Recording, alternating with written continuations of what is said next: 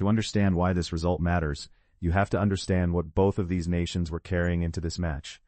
Colombia arrived at this World Cup as one of CONMEBOL's most anticipated sides, a team that had gone through years of transition after the golden generation of the early 2010s, rebuilding around a younger core that plays with pace, verticality, and genuine belief.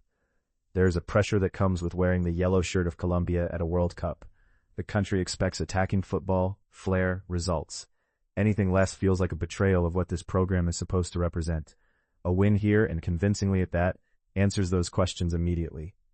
Then there is Uzbekistan. This is a nation whose football story is still being written. Central Asian football has grown steadily, and Uzbekistan reaching the World Cup stage is itself a marker of progress, of investment, of infrastructure, of a footballing culture that is genuinely developing. They did not arrive simply to participate. They came with an organized structure, a belief in their system, and the weight of an entire region watching. A loss by 2 goals in a World Cup match against a South American side is not a disaster for Uzbekistan, but how they competed, where the match was won and lost, tells you everything about the gap that still exists and the ground they are closing.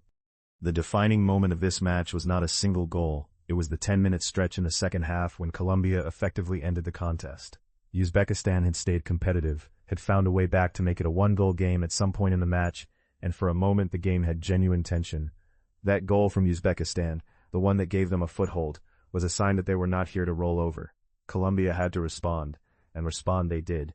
The third goal, when it came, was the moment the match died as a contest. It was not just the goal itself, it was the manner of it, the confidence behind it, the way Colombia moved the ball in transition and punished Uzbekistan's high defensive line. In a World Cup match, the moment a team goes 2 goals ahead against a side still searching for their level, the psychological weight becomes almost impossible to overcome. That is what the third goal did. It confirmed what Colombia had been building toward for 70-plus minutes. The scoreline 3-1 is clean and decisive. It tells a story of a team that took their chances when it mattered, and of an opponent that showed spirit but ultimately could not sustain pressure across a full 90 minutes against opposition of this quality. Colombia's performance was collective, but no team wins 3-1 at a World Cup without individuals stepping into the moment. The player story from this match belongs to whoever carried the attacking play for Colombia, and in this team, that responsibility flows through the number 10 position, through the wide attackers, through the players trusted to create and finish in the biggest moments. Colombia's forward line has been rebuilt with players who are technically sharp and physically capable of operating at the highest level. The player who influenced this match most was not just scoring or assisting, he was making decisions under pressure that showed World Cup readiness. There is something distinct about how Colombia's key creators operate. They are not one-dimensional. They press, they carry, they connect.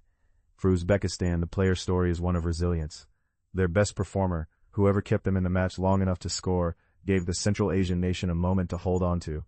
A goal at a World Cup, regardless of the result, is a mark on football history for a program still building its identity. That individual's performance will matter more in what comes next for Uzbekistan than it does in the final scoreline of this match. This match is a clean illustration of a concept that defines modern international football, the high defensive line and its risks at the World Cup level. Uzbekistan set up in a structured, compact shape, a defensively disciplined approach that works effectively against opponents in Asian qualification, where the tempo and pace of attackers is more predictable. Against Colombia, that same structure was exposed by the one thing a high line cannot survive: genuine pace and the ability to play a ball in behind on the half-turn. When a defensive line sits high to compress space in midfield and deny combinations, they are making a trade. They are betting that the opposition cannot consistently beat the offside trap and that their goalkeeper has the range to sweep.